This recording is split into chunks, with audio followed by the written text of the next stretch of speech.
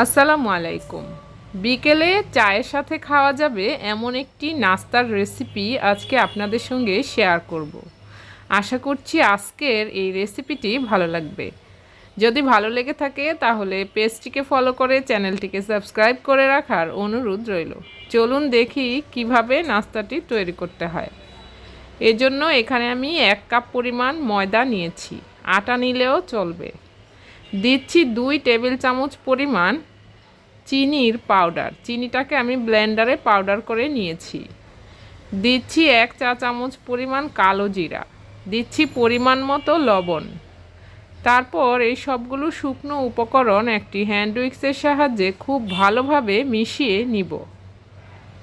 মিশিয়ে নেওয়া হয়ে গেলে এ পর্যায়ে আমি দিচ্ছি 2 টেবিল চামচ পরিমাণ তেল।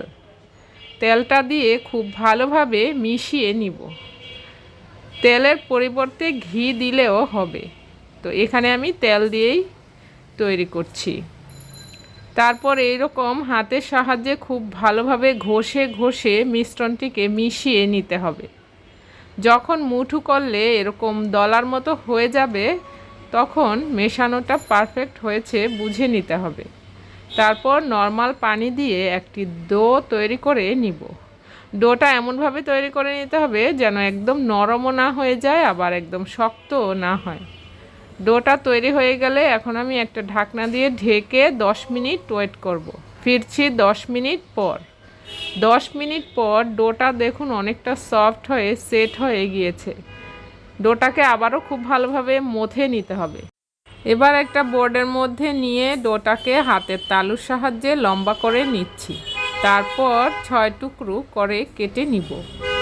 কেটে নেওয়া হয়ে গেলে এখন ডোটাকে হাতের তালুর সাহায্যে মসৃণ করে গোল করে নিচ্ছি। এইভাবে এক এক করে সবগুলো আমি গোল করে মসৃণ করে নিব। মসৃণ করে নেওয়া হয়ে গেলে এবার এখান থেকে একটা ডো নিয়ে ছোট আকৃতির করে রুটি তৈরি করে নিচ্ছি। তো এইভাবে আমি রুটি সবগুলো এক এক করে তৈরি করে নিব। সবগুলি রুটি যখন তৈরি করা হয়ে যাবে এবার একটা রুটির ওপরে সামান্য পরিমাণ তেল ব্রাশ করে নিব। তার উপরে কিছু শুকনো ময়দা ছিটিয়ে দিব। দেয়া হয়ে গেলে তার ওই রুটিটার উপরে আমি আরেকটা রুটি রাখবো, এটাকে তেল ব্রাশ করব, ময়দা ছিটিয়ে দিব। এইভাবে সবগুলো একইভাবে করে নিব। তো এখানে আমার 6টা রুটি হয়েছে, সবগুলো এইভাবে সেট করে নিয়েছি। এবার বেলুন দিয়ে খুব ভালোভাবে বেলে নিচ্ছি। একদম পাতলা করে বেলে নিতে হবে। তো থিকনেসটা দেখাচ্ছি কীরকম পাতলা করে নিতে হবে। ঠিক এই রকম পাতলা করে বেলে নিতে হবে। তারপর এরকম একটা পিৎজা কাটার নিয়েছি।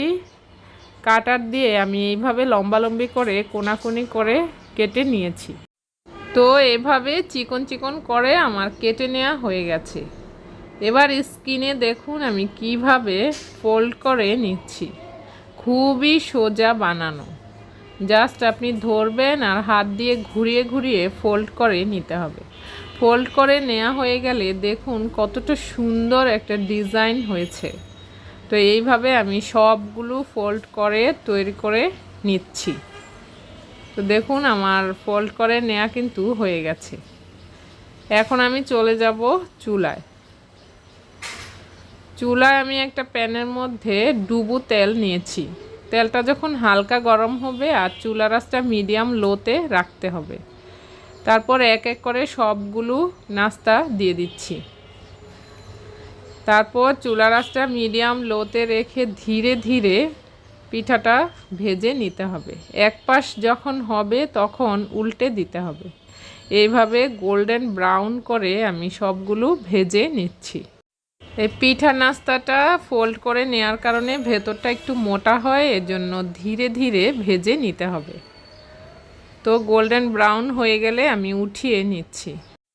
মুচমুচে এই নাস্তাটি আপনি ঠান্ডা হয়ে গেলে আপনি এয়ারটাইট বক্সে ভরে মাসখানেকের মতো সংরক্ষণ করে খেতে পারবেন। দেখলেন কতটা মুচমুচে হয়েছে। দেখা হবে নেক্সট রেসিপিতে। আল্লাহ হাফেজ।